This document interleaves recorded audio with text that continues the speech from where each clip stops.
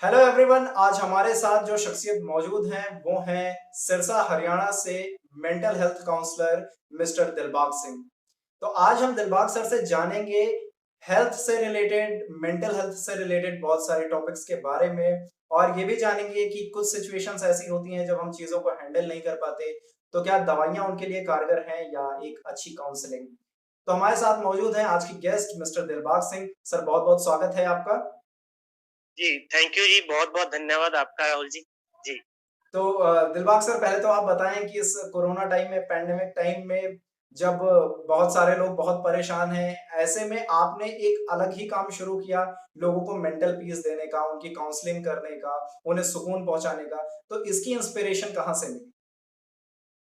देखिए जब भी हम अपनी लाइफ में आगे बढ़ते हैं और कुछ नया सीखते हैं जी। और जब हम डिफिकल्टीज़ को फेस करते हैं, तो वहाँ से जो रियल एक्सपीरियंसेस होते हैं हमें अपनी लाइफ में, तो वहाँ पे कुछ नया करने का होता है कि अगर मेरे जीवन में कुछ प्रॉब्लम्स थी, उसको मैंने कैसे सॉल्व किया और अब जो समय आया है, उसको हम कैसे सॉल्व कर सकते हैं या बहुत उसमें बढ़िया। कोई प्रॉब्लम्स अगर चल रही हैं, तो उसका सॉल्यूशन कैसे हासिल किया जा सकता है। बहुत तो बहुत ये जो बढ़िया। मोटिवेशन की आपने बात की, प्रेरणा की बात की, तो मेरा जीवन बहुत सारी डिफिकल्टीज में ऐसे निकला है, अभी इतना उसको लंबा लेके नहीं जाएँगे, इसको यहीं तक ही सीमित रखेंगे। लेकिन हर एक व्यक्ति के पास आपका अपना अनुभव होगा कि जी। आपने जो ये चैनल शुरू किया हुआ है, आप वीडियोज़ दे रहे हैं लोगों को, आपके बहुत सारे मैंने वीडियोज़ देखे हैं, बहुत अच्छा काम कर रहे हैं। तो माइंड में ऑटोमैटिकली कुछ ना कुछ ऐसा आता है, जिसको हम कनेक्ट करके कुछ ना कुछ शुरू करते हैं। जी। तो इसी तरीके से मेरे माइंड में भी ऐसा कुछ ना कुछ आया और इसको पिछले 2-3 सालों से रेगुलरली मैं चैनल के माध्यम से, वीडियोज़ के माध्यम से अपना जो भी साइकोलॉजिकल नॉलेज है ऑन मेंटल हेल्थ, वो उन लोगों तक पहुँचा रहा हूँ। जी। तो एक बहुत अच्छा जी, इनिशिएटिव था आपके साइड से, और बहुत अच्छा मतलब आपने एक्सप्लेन किया इस चीज को। हमारी और जी, दिलबाग थैंक यू। सर की जो मुलाकात, वर्चुअल मुलाकात हुई थी, वो यूट्यूब के माध्यम से हुई थी। सर का एक चैनल है और उस पर वो काउंसलिंग के अलग अलग सेशंस और बहुत सारी चीजों के बारे में, उन्होंने मेंटल हेल्थ से रिलेटेड बहुत सारी चीजों के बारे में डिस्कस किया है। वहीं से मुझे एक टर्म मिला, ओसीडी। तो मैं बड़ा हुँ, क्यूरियस था कि ये ओसीडी क्या है। उस पर आपने कई सारी वीडियोस भी बनाई हैं, तो मैं एक्चुअली आपसे जानना चाहता था। और मैं इसलिए भी जानना चाहता था क्योंकि मैं तो उन वीडियो से सीख सकता हूँ, लेकिन वो लोग जो शायद वहां तक नहीं पहुंच रहे हैं, अभी उन चीजों को नहीं जान रहे हैं, तो उनके लिए प्लीज आप इस प्लेटफॉर्म के माध्यम से एक बार एक्सप्लेन कीजिए कि ओसीडी क्या है। जी। देखिए ओसीडी एक साइकोलॉजिकल डिसऑर्डर है। जी। साइकोलॉजिकल डिसऑर्डर है जिसका मतलब है obsessive compulsive disorder. Obsession means कि बहुत सारे थॉट्स आना, कि थॉट्स तो वैसे भी हमें आते हैं, लेकिन कुछ ऐसे थॉट्स आना जिन थॉट्स से हमें प्रॉब्लम्स होती है। हम्म। और ऑब्सेसिव फिर कंपल्सिव। कंपल्शन मतलब कि कुछ उन थॉट्स को रिस्पॉन्ड करना, कुछ उन थॉट्स के ऊपर रिएक्शन करना। हम्म। और फिर डिसऑर्डर, डिसऑर्डर का मतलब होता है कि जो हमारे ऑब्सेशन और कंपल्शन होते हैं, वो बहुत ही एक्सट्रीम लेवल के होते हैं। जी। अब वो उसके टाइप्स में बताता हूँ, फिर आपको ये पूरा समझ में आएगा कि ये ऑब्सेशन कंपल्शन डिसऑर्डर है, ये कैसे काम करता है। जी। उसमें सबसे पहला टाइप जो ओसीडी का आता है, जो सिम्टम्स आता है इसका, वो होता है कंटेमिनेशन ओसीडी। हम्म। कंटेमिनेशन ओसीडी का मतलब ये होता है कि गंदगी फैल जाने का एक डर बना रहता है हर एक व्यक्ति को, कि जिसमें ये होता है थॉट, कि थॉट लेवल पे उसको ये होता है कि मैं गंदा हो गया। अब फिर वो कंपल्शन क्या करेगा, साफ सफाई वाला कंपल्शन करेगा। नॉर्मली हम भी अपनी लाइफ में साफ सफाई करते हैं, अपने शरीर को धोते हैं या सारा काम साफ सफाई रिलेटेड करते हैं, लेकिन जो एक सफर होता है, जो ओसीडी सफर होता है, जो ओसीडी से सफर कर रहा होता है, उसका एक एक्सट्रीम लेवल का होता है, उसको बोलते हैं डिसऑर्डर। ओके। लास्ट में आता है disorder, hmm. Obsessive compulsive disorder. तो इस तरीके से वो हर एक चीज को इतना साफ करेगा कि उसका मोबाइल को टच हो गया या किसी ने टच कर दिया, मान के चलो किसी का फोन है, जैसे मेरा फोन, और आपने टच कर दिया, जी। और अगर मैं उस चीज से सफर कर रहा हूँ, तो मुझे उस फोन को धोना पड़ेगा। तो ये एक एक्सट्रीम लेवल का हो गया प्रॉब्लम, बिल्कुल बिल्कुल। Psychological disorder. हम्म। तो उसको ऐसे लगता है कि अब मुझे कोई बीमारी लग जाएगी, हाँ। आ, मेरी डेथ हो जाएगी, या मेरी उस साफ सफाई अगर मैंने नहीं किया, तो मेरी फैमिली मेंबर्स को या किसी रिलेटिव्स को या किसी दूर के रिश्तेदार को, उसको हम्म। कुछ हो जाएगा। तो तो इस तरीके का वो ओसीडी होता है। एक ऐसी मेंटालिटी तो क्रिएट हो ये जाना जिससे कि ओवर हाइजीनिक होने की जो है मेंटालिटी। हाँ, ओवर हाइजीनिक, बिल्कुल ये हुँ, बात आप कह जी, सकते हो। और उसी में फिर नेक्स्ट आता है religious OCD. Okay. Religious OCD में क्या होता है कि जैसे मंदिर हो गया या मूर्तिज होगी, उसमें उसके उससे रिलेटेड लोगों को क्या सेक्सुअल थॉट्स आते हैं। हुँ, हुँ, कि मैंने सेक्सुअल थॉट्स हो गया कि मैंने उनको मतलब सेक्सुअल एक्शन उनके साथ कुछ ऐसा कर लिया है कि मैं उनके हुँ, साथ रिलेशन बना रहा हूँ, अच्छा। ये चीज होगी। उसके बाद जैसे मूर्तियां होती है कि मैंने वो मूर्ति तोड़ दी, मैंने इसको पैर मार दिया, फिर वो क्या करेंगे, बार बार माथा टेकेंगे। ये थॉट्स हो गया उनका। हाँ, अब कंपल्शन में वो लोग क्या करेंगे, कंपल्शन में वो लोग सॉरी कहेंगे, हाँ, उसको थॉट को अ, अ, थॉट को बचाने के लिए, हुँ, अपने आप को क्लियर करने के लिए। क्यों? क्योंकि वो सुप्रीम पावर मानते हैं, तो उनको ऐसा लगता है कि ओ मैं ऐसे कैसे सोच सकता हूँ, तो बिल्कुल, मुझे बिल्कुल। तो गॉड जो है वो सजा देगा, मैंने सेक्सुअल थॉट्स उनके बारे में कैसे सोच लिया, हुँ, मारने का उनके बारे में कैसे सोच लिया। तो फिर उस ऑब्सेशन को क्लियर करने के लिए, अपने आप को सेफ बिहेव में लेकर के जाने के लिए फिर वो सॉरी कहते हैं, या हुँ, वो बार बार मंदिर जाएंगे, या बार बार कुछ चढ़ावा चढ़ाएंगे, या बार बार अपनी गलती मानेंगे, हुँ, तो उनको हुँ, बहुत ज्यादा गिल्ट फील होता है, बुरा लगता है। कॉन्शियसली उनको भी इतना ध्यान तो राहुल जी होता है कि मैं ये जो कर रहा हूँ ये सही नहीं है, जी, ये अब नॉर्मलिटी की ओर है, लेकिन मन को सेटिस्फेक्शन नहीं होता, वो उनको करना ही पड़ता है। हाँ, ये रिलीजियस ओसीडी की मैं बात कर रहा जी, हूँ। और इसी से रिलेटेड एक और पॉइंट आता है कि जैसे कुछ लोगों का जैसे मंदिर में माथा टेकना होता है कि हुँ, जैसे ऑन रोड कुछ मंदिर होते हैं छोटे छोटे, जी, या जी, कोई जी, गुरुद्वारा, जी, अगर उनको सड़क पे जा रहे हैं उन्होंने माथा नहीं टेका है, हुँ, हुँ, तो उनको ऐसे लगता है कि ये तो बहुत बड़ी गलती कर दी, अब तो हाँ, कुछ होने वाला है मेरे साथ। हुँ, तो ये जो सारा का सारा रिलीजियस कॉन्सेप्ट है, जो गलत बिलीफ सिस्टम है, अब ये होता क्यों है, इसको जानना बहुत जरूरी है। चाहे मैंने कंटेमिनेशन ओसीडी की बात की, चाहे मैंने अभी मैं रिलीजियस ओसीडी की बात कर रहा हूँ, ये सारा का सारा मेमोरीज की वजह से होता है। ओके, क्योंकि हमारे अंदर जो आज तक जो फीडेड हुआ है हुँ, कि हुँ, आपका बच्चा है, आप अपने बच्चे को जो भी आज करवा रहे हो, किससे बच के रहो, ये नहीं करना, वो नहीं करना, हुँ, भगवान जी को ऐसे माथा टेकना, इनको हाइजेनिक रखना है, क्लीन रखना है, गंदा होके नहा के या साफ होके ही वहां पे जाना है, अगर साफ होके नहीं जाओगे तो गलत हो जाएगा। तो वो हाँ, क्या कर रहे हो आप, एक गलत बिलीफ सिस्टम अपने उस माइंड को दे रहे हो आप। बिल्कुल सही फिर बात। वो रिएक्शन करता है, हुँ, फिर वो रिएक्शन करता है। इसी तरीके से चेकिंग होता है कि एक एक्सट्रीम लेवल लेवल का चेकिंग करना, कि नॉर्मल तो हम सभी भी चेकिंग करते हैं कि कहीं जाना है तो देखते हैं कि कौन सी चीज रह गई है, कहीं छूट तो नहीं गई, हुँ, दूर जाना है, पिकनिक जाना है या कुछ भी ऑफिस जाना है, तो ये चेक करते हैं। लेकिन उनका चेकिंग लेवल बहुत एक्सट्रीम लेवल का होता है। वो गैस चेक करते रहेंगे, बार बार ताला चेक करते रहेंगे, अपने वॉलेट में पैसे तो नहीं गिर गए, इस तरीके की चेकिंग हाँ, करते रहेंगे। तो वो एक्सट्रीम लेवल का होता है, नॉर्मल नहीं होता, वो अब नॉर्मल होता है। जी, तो ये एक साइकोलॉजिकल डिसऑर्डर होता है। तो ये हाँ जी। बहुत और बहुत इससे रिलेटेड आपका कोई सवाल है? हाँ, बिल्कुल। तो एक्चुअली मुझे ये जानना था कि ये कॉज़ शुरू कहाँ से होता है? क्यों ऐसे थॉट्स होते हैं? हालाँकि अलग-अलग लोगों का अलग-अलग माइंडसेट होता है, बट ये एक्सट्रीम लेवल तक हम्म, पहुँच कैसे जाता है? जैसे अभी आपने एक बहुत अच्छा एग्ज़ाम्पल दिया है, बहुत सारे लोग फैमिली मेंबर्स या रिलेटिव्स भी ऐसे मिल जाते हैं, जो घर से निकलने से पहले बार-बार चीज़ें रीचेक करते हैं, बार-बार वो मान लीजिए बैग पैक कर चुके हैं, वो बार-बार बैग की चेन खोल करके देखते हैं, लाइट्स चेक करते हैं, गैस चेक करते हैं। और कुछ जगह पर ये माना भी जाता है कि ये सही है, बार-बार हमें रीचेक करना चाहिए, लेकिन इतना ज़्यादा करते हैं कि वो एक साइको लेवल पर, एक ऐसे लेवल पर लगता है कि हाँ, अब ज़्यादा हो रहा है। तो ये इसका कॉज़ और क्या है? एक कहाँ चीज, से शुरू होती है चीज़ें? हाँ, जी जी बिल्कुल, कॉज मैं बताऊंगा, लेकिन जो अभी आपने एक बात बोली है उसको थोड़ा सा मैं और हाईलाइट करना चाहता हूँ। जी। कि जैसे आपने बोला कि वो बहुत ज्यादा बार हो जाते हैं, हुँ, तो इसमें जो मेन पॉइंट है वो उनको भी पता होता है कि मैं बहुत ज्यादा बार कर रहा हूँ। हुँ, उनको ऐसा नहीं है, हम कह सकते हैं कि उनको कुछ पता नहीं होता, कॉन्शियस लेवल पे उनको पता होता है। लेकिन अभी जो कॉज की बात की, अब इसके ऊपर आते हैं हुँ, कि हमारे इस कॉन्शियसनेस ब्रेन जो हमारी समझ है, एक अंडरस्टैंडिंग है, इसके पीछे साइकोलॉजी में एक टर्म यूज होती है, री, कि एक पीछे से कोई फोर्स काम कर रही है, हुँ, एनर्जी काम कर रही है, जो आपको कंपल्सिव कर रही है वो चीज करने के ऊपर, कि नहीं तू ये कर, तू ये कर, तू ये कर। बिल्कुल। और वो एक ऐसा कह सकते हो कि वो बिहेवियर बन जाता है। अबनॉर्मलिटी वाला बिहेवियर बन जाता है।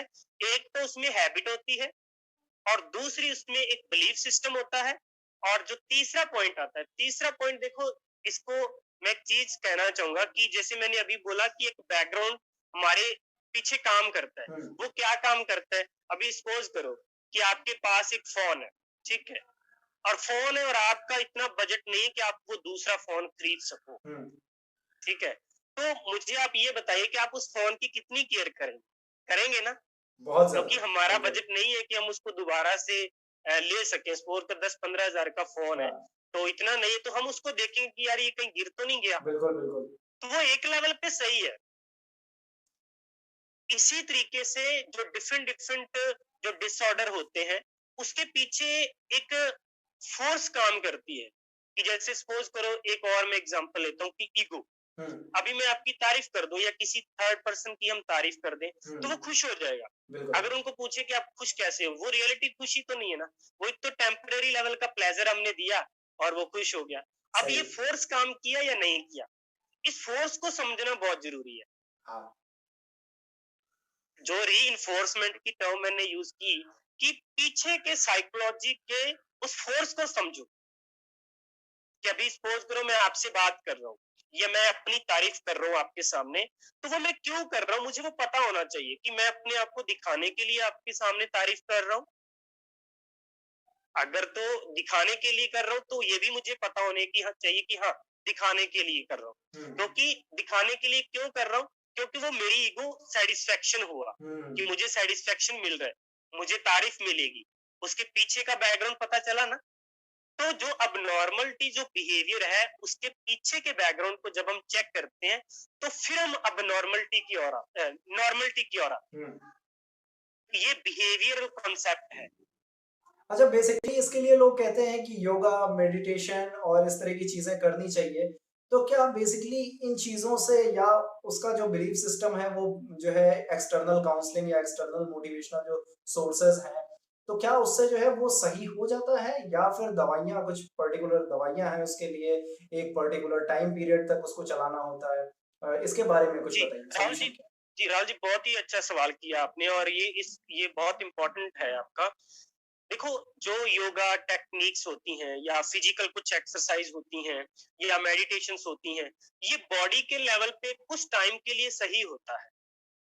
लेकिन आप मुझे बताइए कि आप योगा कर रहे हो और कहाँ पे आपको मिसकंसेप्शन है, डाउट है, समझ के लेवल पे, तो क्या आप योगा से क्लियर कर सकते हो क्या? आप अपनी योगा से अपनी बॉडी को तो ठीक कर सकते हो। बॉडी में कोई केमिकल्स की कमी है, जैसे सेरोटोनिन होता है, डोपामाइन केमिकल्स होते हैं।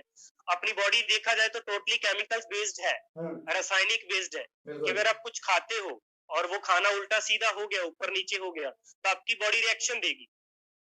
और इन्वायरमेंटल फैक्टर देखो कि अभी आप अपने रूम में हो, तो अपनी बॉडी के जो हार्मोन चेंजेस है या आपकी बॉडी का इमोशन है वो अलग होगा। आप पार्क में चले जाओगे तो अलग होगा, आप पार्टीज में हो तो अलग होगा, आप किसी मंदिर गुरुद्वारे में हो तो वो अलग होगा। रिएक्शन चेंज हो रहे हैं ना। बिल्कुल। तो बॉडी सही है, वो योगा टेक्निक्स कुछ समय के लिए सही है, बॉडी में हेल्प, बॉडी को एक्टिव करने के लिए। जो लेजी हो गई है, जो उदास हो गई है, ठीक है, वो रासायनिक वो केमिकल्स को अप करने के लिए ठीक है।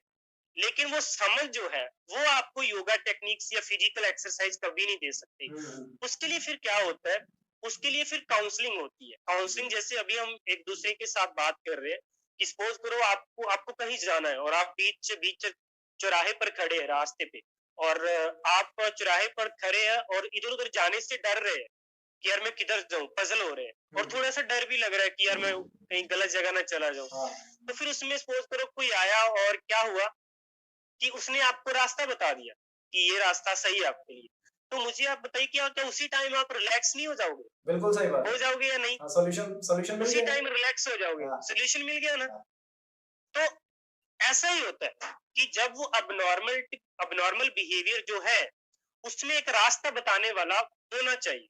और इसमें जो सबसे बड़ी बात क्या होती है, वो ये होती है कि जो एक सफरर होता है वो खुद खुद उसको इतना कॉन्फिडेंस नहीं होता कि वो किसी रास्ते के ऊपर चल सके। उसको हर चीज डाउटफुल लगती है। अगर वो कुछ सही भी कर रहा है तो उसको पता ही नहीं कि यार मैं सही कर रहा हूँ। सही ठीक है। बात। जो बात अभी इसमें की थी कि मेडिसिन का कितना रोल है, जब वो एक एक्सट्रीम लेवल का होता है, एक्सट्रीम लेवल का मतलब कि वो बंदा मानने के लिए रेडी नहीं है कि नहीं नहीं मुझे कोई डिसऑर्डर नहीं है, जो मानने के लिए रेडी नहीं है, कोई काउंसलिंग के लिए रेडी नहीं है, उनके लिए मेडिसिन ठीक है कि उनको दिया जाना चाहिए, उनकी थोड़ी सी समझ डेवलप हो और फिर उसका काउंसलिंग किया जाए। यहाँ पे एक और एग्जांपल मैं लेना चाहूंगा कि सपोज करो कि कोई बंदा चोर है और वो अपनी चोरी करने को मान ही नहीं रहा, तो मुझे आप ये बताइए कि क्या वो बदल सकते हैं क्या? एक नॉर्मल इंसान के लिए तो बहुत मुश्किल है उसको बदल पाना। नहीं बदल सकता। हाँ। लेकिन अगर उस बंदे ने ये एक्सेप्ट कर लिया कि हाँ यार मेरे अंदर प्रॉब्लम तो है, तो मुझे आप ये बताइए कि उसके बदलने की पॉसिबिलिटीज है बिल्कुल, वो बिल्कुल। कितनी होगी? बढ़ जाती है, बहुत बिल्कुल। बहुत जी। ज्यादा बढ़ गई ना। हाँ। तो सबसे पहला पॉइंट हमें ये करना होता है कि ये लोग एक तो मानते नहीं है कि यार मैं पागल थोड़ी हूँ, जी। मुझे क्या है, आप ऐसे ही कर रहे हो, मैं डॉक्टर के पास क्यों जाऊं? ऐसा हाँ, होता है। तो सही है। सबसे पहले रियलाइजेशन होना कि नहीं मुझे डिसऑर्डर है, मुझे प्रॉब्लम हो रहा है, तो मुझे कंसल्ट करना चाहिए। तो फिर उसके बाद जब काउंसलिंग सेशन शुरू होता है तो इसको विदाउट मेडिसिन से क्लियर किया जाता है। जो मेरा प्रोसेस है, मैं टोटली विदाउट मेडिसिन हम करते हैं और कुछ थेरेपीज के साथ। थेरेपीज का मतलब ये होता है कि कुछ ऐसी टेक्निक्स कि जिसको हम बार बार करके एक उस पैटर्न को तोड़ सके, क्योंकि वो पैटर्न बन जाते हैं कुछ बार बार चेक करने के, बार बार कुछ करने के, बार बार हाथ धोने के गंदगी से, बार बार माथा टेकने से रिलीजियस ओसीडी में। तो इस तरीके से पैटर्न बन जाते हैं ब्रेन के। इसको एक ओसीडी पैटर्न हैबिट हम बोल सकते हैं। तो विदाउट मेडिसिन इसका ट्रीटमेंट पॉसिबल है। और एक ही बात लास्ट में मैं जो बहुत इंपॉर्टेंट है आपकी इस मेडिसिन वाले क्वेश्चन के साथ, वो ये है कि जब मैंने एक अष्टवक्र गीता, अष्टवक्र जी के बारे जानते होंगे आप। अष्टवक्र जी गीता को जब मैंने स्टडी किया, उसमें राजा जनक की बात होती है। अष्टवक्र को वो मुक्ति कि मैं मुक्त कैसे हूँ, इस जीवन से मुक्त कैसे हुआ जाए, असली ज्ञान को कैसे हासिल किया जाए। तो उन्होंने एक ही चीज बोली है अष्टवक्र जी ने, उन्होंने कहा कि इस जीवन की जो ये सफरिंग है, सफरिंग मतलब दुख, कि मुझे बुरा लगता है, मुझे दुख होता है, मुझे इरिटेशन होती है, जो ईगो होती है, उन सबको अगर हम खत्म करना चाहते हैं तो उसका एक ही जो सोल्यूशन है वो है ज्ञान, वो है बोध, वो है विवेक, वो है अंडरस्टैंडिंग, वो है समझ। जब हम उस लेवल पर काम करते हैं अपने ऊपर, तो फिर सफरिंग को हम दूर कर सकते हैं। नहीं तो सफरिंग को दूर करने का कोई भी अल्टरनेटिव नहीं। मेडिसिन से आप कुछ टाइम के लिए ठीक हो सकते हो, कि जैसे वो कहते हैं ना नींद नहीं आई तो मैंने आज मेडिसिन ले ली, तो आज नींद आ गई, मुझे फिर कल लेनी पड़ेगी, फिर परसों भी लेनी पड़ेगी, फिर वो तो टेम्परेरी हो गया ना। बिल्कुल सही बात है, बिल्कुल सही बात है। ठीक है। और तो हाँ, तो और तो कोई दिलबाग सर, बात पूछना आपने चाहते बहुत हैं? बहुत अच्छे तरीके से, बहुत सिंपल तरीके से इन बातों को एक्सप्लेन किया। और महर्षि अष्टवक्र की जो आपने जो एग्जांपल दिया, उन्होंने जो कहा कि ज्ञान बहुत जरूरी है। महात्मा बुद्ध को भी बोध हो गया था, ज्ञान हो गया था। और जिस बोध हो इंसान को भी ज्ञान जी। हो जाता है वो इन चीजों से बाहर आ जाता है। कंटामिनेशन हाँ और रिलीजियस बेस्ड जो हमने बात की कि ओसीडी होती है, इसके अलावा एक और मेंटेलिटी होती है जो आज के टाइम में यूथ में क्रिएट हो रही है। जो यंगस्टर्स हैं जी वो अपनी बातें शेयर नहीं करते हैं। ये किस तरह की मेंटेलिटी है, चाहे वो घर परिवार में हो, चाहे वो अपने पार्टनर से, स्पेशली जो आप उसको जो है लव साइट्स कह सकते हैं, या फिर तो अपने आपस में भी वो लोग पार्टनर्स को भी बातें शेयर नहीं करते हैं, पेरेंट्स से भी बातें शेयर नहीं करते हैं, सोसाइटी में भी वो मतलब जो उनके अंदर चल रहा है बस उनके अंदर चल रहा है। तो उनकी एक पर्टिकुलर मेंटेलिटी जी। है, तो इसको किस कैटेगरी में रखा जाए और इस पर क्या सॉल्यूशन? देखिए सबसे पहली बात तो मैं ये कहना चाहूंगा कि हर एक पर्सन के पास एक अपनी उसकी ईगो होती है। उसको पता है या नहीं पता वो एक अलग बात है। तो सबसे पहले तो अगर वो बताएंगे तो वो ये समझे कि यार मेरी इंसल्ट हो जाए, सबसे पहला पॉइंट जो आता है। ठीक है। और दूसरी बात इसमें जो आती है कि चलो कुछ किसी ने सोच भी लिया कि चलो यार मैं बताता हूँ, चलो उस चीज से ऊपर उठ के सोच लिया। दूसरी बात ये होती है कि वो पब्लिकली ना हो जाए। पब्लिकली होने से डरते हैं कि यार ये बंदे कहीं दूसरे के साथ शेयर ना कर दे, फिर ये कनेक्शन उसी ईगो के साथ जुड़ा हुआ है। तीसरी बात ये आती है कि उनके जो आसपास का एनवायरनमेंट है, उसकी फैमिली का या उसका फ्रेंड सर्कल का, क्या वो उस लेवल के लोग हैं या नहीं है। बिल्कुल ये भी होता है कि कुछ ऐसे होता है कि जो छोटी एज के बच्चे होते हैं उनकी मेंटालिटी बहुत अच्छी होती है और बड़े लोगों की वो मेंटालिटी कई बार वो नहीं होती। बिल्कुल बिल्कुल। तो उनको ये पता होता है कि यार इनको बताएंगे तो कुछ फायदा वाले होने वाला है नहीं, कुछ ये मेरे हेल्प तो होने वाला है नहीं। क्योंकि मेरे पास केसेस आते हैं छोटे, हमारी एज के कुछ लड़के आते हैं तो वो कहते हैं कि सर, लड़कियां भी आती हैं तो वो कहते हैं कि सर मैंने अपने अभी तक मम्मी पापा को नहीं बताया। तो मैंने कहा आपको बताना चाहिए, आपको ज्यादा हेल्प होगा, वो आपको और सपोर्ट करेंगे, वो आपको इमोशनली भी आपको हेल्प मिलेगा और आपको और तरीके से, सभी तरीके से हेल्प मिलेगा। वो कहते हैं कि सर हमने बताया 1-2 बार, उसने इग्नोर कर दिया। तो ये इन्वायरमेंट बहुत ये भी इसका रोल होता है। हाँ। तो उसकी वजह से वो कहीं ना कहीं रह जाती है बातें कि यार नहीं बताना चाहिए। गिल्ट वाला तो मैंने आपको जैसे क्लियर कर दिया। फिर इन्वायरमेंट होना बहुत जरूरी है। तो वो बहुत ही कम लोग ऐसे होते हैं परिवार में कि एक दूसरे को एक बाउंडिंग, एक अच्छी अंडरस्टैंडिंग होती है कि जो एक दूसरे की बातें हम एक दूसरे के साथ शेयर कर पाए। तो वो एक चीज में बहुत इंपॉर्टेंट है जो अभी तक मैंने देखी है, वो ये होता है कि हम शुरू में जो पेरेंट्स का रोल होता है वो बहुत इंपॉर्टेंट होता है इसमें, कि शुरू से ये चीज सिखाई जानी चाहिए हमें कि हम अपनी एक दूसरे की बात को शेयर करें। वो बच्चे को ये बात या हमारी या इससे कम की करें बात, उसको इतनी समझ नहीं होती कि मैं ये शेयर करूं। क्योंकि उनको एक डर भी होता है। दूसरी बात, इसको डर भी कनेक्ट कि अगर मैंने बता दिया तो पता नहीं मेरे पेरेंट्स मुझे घर से बाहर ना निकाल दें, यार ये तू क्या बता रहा है हमें। तो डर, ईगो और ये एनवायरनमेंट, बहुत सारी चीजें इंटरकनेक्टेड जो है वो काम करती है। तो इसकी वजह से जो वो लोग नहीं बता पाते, वो अपने आप को सप्रेस कर लेते हैं, दबाते रहते हैं और फिर वो प्रॉब्लम्स बढ़ जाती है। गाइज ओवरऑल इतनी बेहतरीन इंफॉर्मेशन मेंटल हेल्थ को लेकर के दिलबाग सर ने हमारे साथ शेयर की, और ओसीडी के टाइप्स, क्या सिचुएशंस होती हैं, क्या क्या उसके लिए हम लोगों को करना चाहिए, और बेसिकली जो फोकस्ड पॉइंट था वो ये था कि अंडरस्टैंडिंग, चाहे वो छोटे हों बड़े हों, कोई भी रिलेशन हो, किसी भी तरह की मेंटेलिटी हो, उसे सिर्फ और सिर्फ एक ही तरीके से सही किया जा सकता है, वो अंडरस्टैंडिंग है। लेकिन उसके भी बहुत सारे प्रोसीजर्स हैं। तो क्या वो थेरेपी, क्या वो प्रोसीजर्स हैं, क्या सॉल्यूशन है, इसके बारे में हम दिलबाग सर से बहुत जल्द कनेक्ट होंगे और अगली वीडियो पर हम इस पर चर्चा करेंगे। तो अगर आप भी ऐसी किसी परेशानी से आपकी जिंदगी में भी कोई ऐसी परेशानी है जहां पर आप मेंटल इलनेस फील करते हैं, जहां आपका बिलीफ सिस्टम कमजोर है, विल पावर कमजोर है, आपको डर लगता है, आपको परेशानी होती है, इनसिक्योरिटी फील होती है, तो इस वीडियो को जरूर देखें और इसके बाद हम थेरेपी और सेशन का सेशन करेंगे दिलबाग सर के साथ। दिलबाग सर बहुत बहुत धन्यवाद आपका हमारे साथ जुड़ने के लिए और इतनी महत्वपूर्ण जानकारियां साझा करने के लिए। नमस्कार। Okay, thank you so much. नमस्कार।